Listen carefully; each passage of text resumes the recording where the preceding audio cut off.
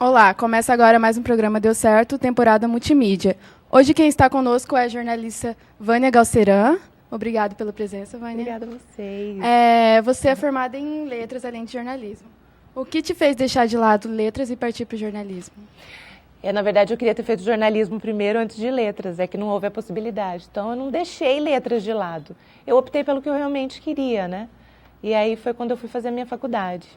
E deu certo. Na verdade, eu comecei em TV por causa de letras. Estou menosprezando o curso, mas foi por causa de letras. Porque eu fui assistir uma peça de teatro que, na época, era um apresentador de um programa Teen que tinha na TV Guanandi há séculos e séculos. E aí ele falou que a gente estava precisando de redatora na TV. E eu fui meio focona ainda e tal para fazer redação. Eu fiquei mais ou menos uma semana na redação e surgiu a possibilidade de apresentar o telejornal. Só tinha um apresentador, o Luiz Alberto. E na época tinha aquele formato de ter um homem e uma mulher. E eu fui meio sem pretensão nenhuma para fazer a apresentação, deu certo e acabei ficando quase todos esses anos como apresentadora e repórter e tal. Mas letras me serviu muito, acho que talvez por isso que ajude a gente a escrever um pouquinho melhor. Vânia, o que chamou sua atenção na área de cinema e vídeo? Então, toda vez que eu vejo cinema, eu gosto muito dos roteiros e olho muito as legendas quando eu não sei traduzir. Mas o que sempre me chamou atenção foi iluminação, direção, a maneira da câmera, o foco no ator, essas coisas todas. Foi aí que eu descobri que eu gostava mais do lado de fora do que de dentro, né?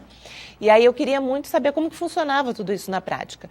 Tive algumas experiências fazendo produção para governo do estado, para prefeitura, mas apresentando os vídeos.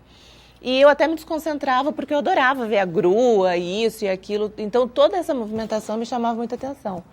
Eu falei, não, então, né... Até porque eu acho que hoje o profissional ele tem que ter um pouco dessa visão toda. Quando você resolve ser editor ou câmera, por exemplo, né, você tem que estar super ligado nisso. E aí essa coisa toda do exterior me chamou muita atenção. E eu queria saber o que era uma fotografia de cinema. Então eu fui correr atrás para saber o que era uma película, o que era isso, o que era aquilo. E aí fui me interessando tanto que a pós-graduação que foi feita em Santiago foi direcionada para isso, para aprender um pouco mais. E aí a pergunta fica, né? E o que você voltou a fazer aqui? Onde que você vai fazer isso? E a gente tem algumas possibilidades durante comerciais, as próprias campanhas eleitorais exigem muito de profissionais que hoje, na minha opinião, não necessariamente tem que vir de São Paulo, do Rio, de Minas. A gente tem muita gente boa fazendo isso. E foi uma experiência a mais que eu adquiri que serve. Inclusive, os cinegrafistas não gostam muito, a gente começa a adaptar na reportagem, né? Ah, dá para você pegar daqui... Aí você pega o entrevistado num ângulo super diferente e tal. Essas loucuras de quem quer produzir. Mas eu acho que é crescimento também. Para a gente sair um pouco da redação e conhecer o lado dos outros profissionais que trabalham com a gente. O iluminador, o auxiliar, o cara do áudio, o repórter cinematográfico. Então foi isso, foi curiosidade, eu acho. Como você enxerga os profissionais da área e a área de jornalismo hoje em dia? Em Mato Grosso do Sul? Sim. Gente, acho que falta espaço. Acho que são poucos veículos para muita gente que está saindo das universidades. Acho que algumas universidades têm encaminhado profissionais que estão conseguindo se destacar no mercado de trabalho, mas eu ainda sou daquelas a favor da experiência. Então, eu acho que tem que ir mesmo. Tem que ir o quanto mais rápido, adquirir a experiência que puder, ralar. Ninguém mais hoje pode sair de uma universidade achando que vai ser só repórter, só apresentador, só editor. Hoje tem que ser multimídia, você tem que fazer um pouquinho de tudo. Acho que a gente tem bons profissionais aqui, né? Dá até medo de falar, porque você fala no YouTube, amanhã tá todo mundo falando que eu detonei em Mato Grosso do Sul. Mas eu acho que os bons profissionais ainda estão por aí, perdidos. Mas eu acho que ainda estão. E acho que a mídia regional está muito centralizada em donos de veículos, né? E isso impede um pouquinho de você realmente poder fazer o seu trabalho da melhor maneira. E aí que eu acho que o que salva é a assessoria de comunicação. Porque a assessoria de comunicação, que é um meio que muitos de vocês não vão querer ir, porque quase todo mundo quer ir para a TV, ou quer hoje para o site, que é o que está bombando, né? A assessoria de comunicação é uma coisa legal. Você tem um pouco mais de liberdade em trabalhar dentro daquele nicho, né? E falar melhor e se expressar melhor. E tem um salário razoável também. Acho que é isso. Respondi? Eu acho que eles estão encaminhados, mas acho que alguns estão perdidos ainda. Você queria ser atriz quando criança? Não, queria ser comissária de bordo. Tanto que eu fiz, né? Se vocês leram meu currículo. Eu lembro que eu estava numa campanha, acho que em 96 ou 2000, e eu tinha já começado o curso de comissária de bordo. Aos 20 e poucos anos eu queria ser comissária, já nem tinha mais quase idade. Mas enfim. E aí eu estava no meio da campanha, uma campanha para prefeito, e na campanha você não sai nem para respirar, muitas vezes nem para almoçar. E eu cheguei um dia para o meu chefe de campanha e falei, olha, essa semana eu não vou poder vir. Como assim? É porque é o meu curso de sobrevivência na selva. E realmente, era meu último estágio, é onde eu ia saltar pela primeira vez de paraquedas, e eu estava super afim de ir para o meio do mato e caçar, e acabar com a galinha sem aquela coisa toda que a gente tem que fazer. E aí, até um grande assim, marqueteiro que estava junto, que continua vindo para Mato Grosso do Sul, falou assim, mas como assim, gente? A garota vai ser o quê? Vai ser jornalista, vai ser comissária? Até a menina me perguntou de todos esses cursos que você fez, né?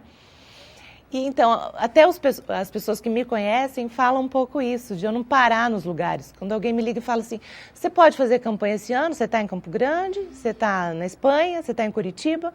Porque eu me interessava pelos cursos depois da faculdade. E aí, em vez de ser atriz, eu queria ser comissária. Passei na prova do DAC. O mais difícil é quando eu ia para a TAM para fazer Na época eu também tinha porte, né, de comissária. Quando eu ia para a TAM para fazer um teste, eu fui convidada para fazer um documentário no Ceará sobre o cangaço. Lampião, Maria Bonita e seus companheiros. Aí eu optei para ir para o Ceará e deixei o jornalismo falar, e aí também descobri os documentários. Voltamos já em um breve intervalo com o programa Deu Certo.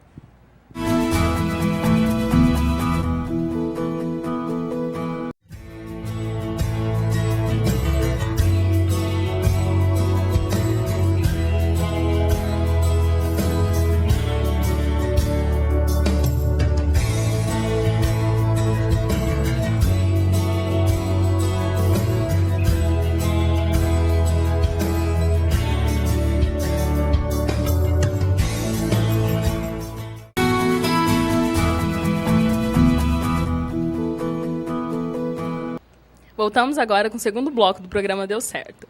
Vânia, conta pra gente um pouquinho como foi apresentar o programa Sem Limites na TV Campo Grande. Sabia que vocês iam perguntar isso. Foi assim, eu fui como diretora de redação, fui chamada para ir como diretora de redação. Foi um desafio porque eu nunca tinha feito um programa popular, né? E com toda aquela estrutura e todo aquele formato. Então, enquanto diretora, eu estava indo bem, estava levando bem. Aí, na época, o apresentador precisou se retirar por causa das eleições. E eu nunca me esqueço, foi numa reunião de pauta, tinham outras pessoas que poderiam apresentar. Na hora, todo mundo olhou para mim. E eu, eu não tenho esse perfil. Eu não tinha perfil de apresentar programa meio que de auditório, de certa forma, né? Que ele tinha um pouco esse formato. Sempre fui do telejornal, muito certinha, muito quadradinho, ou de documentários, ou de apresentar coisas externas, meio multishow, assim, né? E aí foi mais um. Eu acho que a minha vida ela é muito cheia de desafios e como eu não tenho muito medo de encarar, eu acho que é isso, porque eu acho que sempre dá certo, mesmo que você não saiba. Mesmo que você não saiba como fazer, mas se você tem algum mecanismo de, por exemplo, ter um pouco de experiência, de saber um pouco da reportagem, de ter mesmo uma experiência de telejornal, você encara qualquer coisa, desde que você esteja disposto. Na época eu não estava me preocupando muito com o que os colegas iam falar, porque são eles que falam, não é o público, né? É o colega jornalista que fala, nossa, tá fazendo um programa, né, popular e tal, imagina, sempre foi quadrada. E aí eu fui sem medo, né, e estava trabalhando, todo mundo precisa trabalhar, foi uma oportunidade e eu fiquei por 2 meses no lugar do apresentador, logo depois o programa faliu, foi por água abaixo. Mas o que aconteceu desse programa que eu achei que foi muito legal? A gente conseguiu elaborar, não tinha pauta, até porque, né, aqui em off, para ninguém saber, eu não queria muito seguir aquela coisa da assistência social no programa, que na minha visão na época não era legal. Mas eu era subordinada ao apresentador, então tinha que levar. Conversei com a minha equipe de reportagem, de produtores, que eram bastante jovens também, assim como vocês, e tal, e topavam qualquer coisa que a gente falasse. Aí a gente sugeriu, eu e um outro produtor, de fazer um concurso de cantores, tipo Raul Gil mesmo, né? E aí a gente começou a ligar, colocar em site, chamar pessoas para fazer teste. O teste foi num dia só, num sábado. No sábado deve ter aparecido gente de Ribas, Naviraí, eu me lembro Água Clara, Dourados, Ponta Porã, mais ou menos umas 1.200 pessoas para inscrição. Foi aí que eu notei que o programa popular tinha realmente um certo alcance. E aí a gente abriu esse concurso, chamamos 3 pessoas ligadas à música, um produtor musical, uma cantora e um dono de uma escola de música. Formatamos tudo meio que assim em 15 dias e começou o programa. E esse programa, na época, tinha muita audiência, porque tinha dos cantores mais terríveis, né, coitados, e teve muita gente legal que apareceu. Um deles foi para ser semifinalista aí desses programas de auditório que tem pelo Brasil. Para você é importante buscar conhecimento, já foi até para fora do país em busca disso. Por que isso é importante? No que é importante buscar isso na área profissional? E como foi ir para fora do país em busca disso? Quem escolhe comunicação social, seja publicidade, propaganda ou jornalismo, tem que se reciclar sempre. Vocês devem saber isso melhor que eu, até porque hoje está tudo, né? Está tudo na internet. Estava até conversando e dizendo que hoje, para mim, não existe mais furo de reportagem. Acabou. Um site deu uma notícia e o resto dá Ctrl+C, Ctrl+V. Né? Então, eu acho que a gente tem que se reciclar sempre, sim. Acho que é super importante. Se você tiver uma oportunidade de ir para fora do Brasil, então melhor ainda. Por quê? O que vão exigir de vocês, além de experiência técnica, que é o que vocês estão adquirindo na universidade? Que você fale, no mínimo, uma outra língua. Às vezes a gente não nota isso porque Campo Grande ainda profissionalmente falando, pequena em relação a isso. Mas se você for para qualquer outra cidade do Brasil ou tiver o desejo de ser um correspondente internacional e tudo que é completamente possível, não acho que é porque a gente está aqui, né? Porque para o mundo a gente está no meio do nada. Mas não, você tem que ir fora, tem que procurar, de preferência estudar com outras pessoas muito diferentes de você, que foi o que aconteceu na minha pós-graduação, que eu tinha australianos, franceses, portugueses, espanhóis, tinha de tudo, né? Então, o que aconteceu comigo? Eu acho que eu me reciclei profissionalmente, mas eu acho que eu adquiri uma experiência de vida que hoje, dentro das redações, ela funciona. Acho que ela funciona bem. Pela troca que você tem com as outras pessoas, por outros tipos de professores, que têm métodos diferentes. Gente, reciclar sempre é a mesma coisa, você não vai comer todo dia salada, né? Um dia você tem vontade de comer um lanche, né? Então, eu acho que é mais ou menos isso. Você tem que provar as coisas da vida da melhor forma possível, com cabeça. Eu não tive muita cabeça, eu coloquei a minha mochila nas costas, eu ganhei uma bolsa na universidade e eu viajei com 500 euros. Ninguém viaja com 500 euros no mundo, só eu. E fui na cara e na coragem porque eu tinha uma bolsa de 87%. Então, eu só precisava trabalhar lá, no caso, para comer. E aí, eu morava na universidade, fazia o curso lá, e como que eu ia fazer para comer, né? Aí, eu arrumei um emprego na cantina da universidade, que resolveu metade dos problemas. E aí, o que aconteceu? Fiquei 1 ano fazendo a pós, depois eu conheci o pessoal da Casa de Cinema e Vídeo, foi onde eu fui fazer mais cursos. E aí, depois fiz todo o trabalho, assim, que um brasileiro que vai para lá, assentar azulejo, servir café, cuidar de idoso. Enfim, essas coisas, isso tudo hoje, aí você fala, mas e na hora de fechar o jornal, né? Onde que você aplica isso? No imediatismo. Quando você aprende a fazer um monte de coisas ao mesmo tempo, você consegue editar, prestar atenção no áudio, falar para o diretor cortar para a câmera X e ter a sacada de mudar uma matéria. Caiu uma matéria, colocou a outra, você já tem essa ligeireza, essa esperteza. Isso a gente não aprende só dentro da faculdade, a gente aprende na correria do dia a dia mesmo. Vânia, você atravessou o sertão nordestino em busca da história do Rei do Cangaço, né? O Lampião.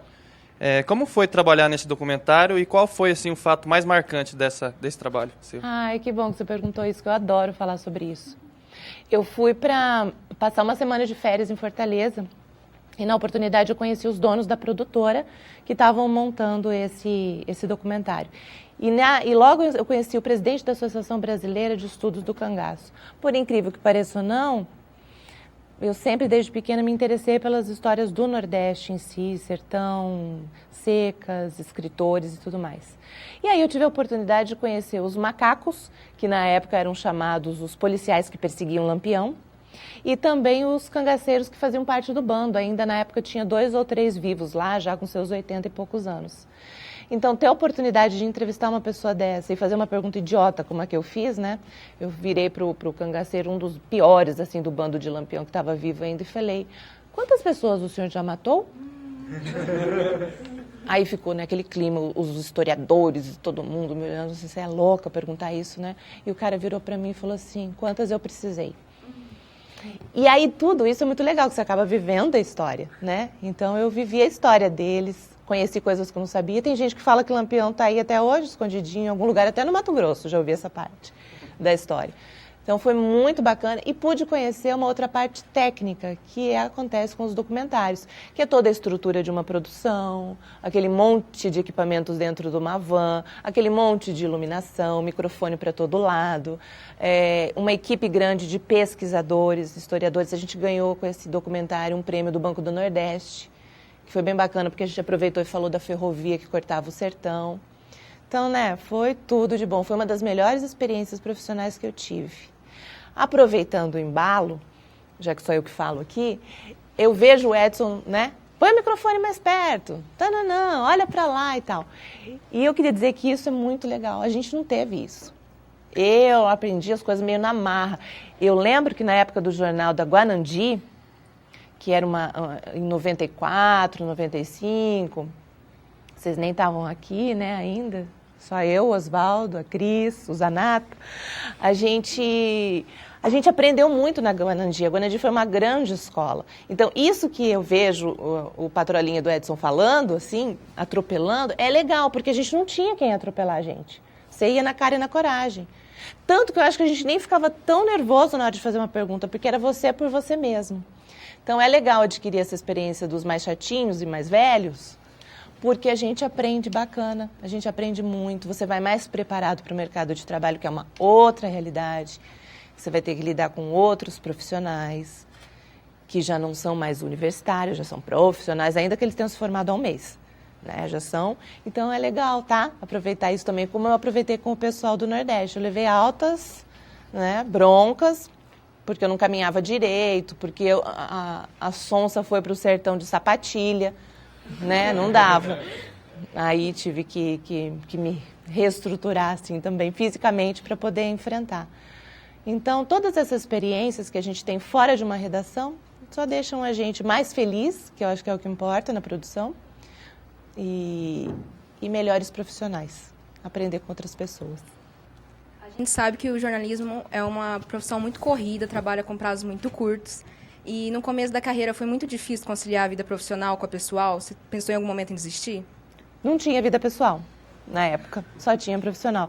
Porque eu me joguei também, né? Hoje é mais difícil. Hoje eu já tenho filhos, né? Os horários são mais apertados, tem que levar um para um lado, outro para o outro. Tem casamento, tem uma série de coisas que mudou bastante. No começo não, porque a gente era meio descompromissado até com a vida pessoal, assim. E como eu fui com muita sede ao pote, eu me dedicava muito mesmo para o jornalismo. E eu acho que a grande maioria da minha turma, que são pessoas que estão no mercado até hoje, já hoje em diferentes veículos, gente que a gente achava que ia morrer na televisão, que hoje não, que descobriu outro mercado, como sites, jornais e tal. Já está na 9ª pergunta? E agora a pergunta nada a ver. Tá.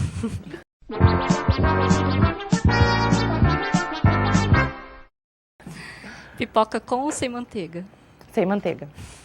Sem manteiga. Manteiga deixa muito melecadinho, não fica com gosto de pipoca.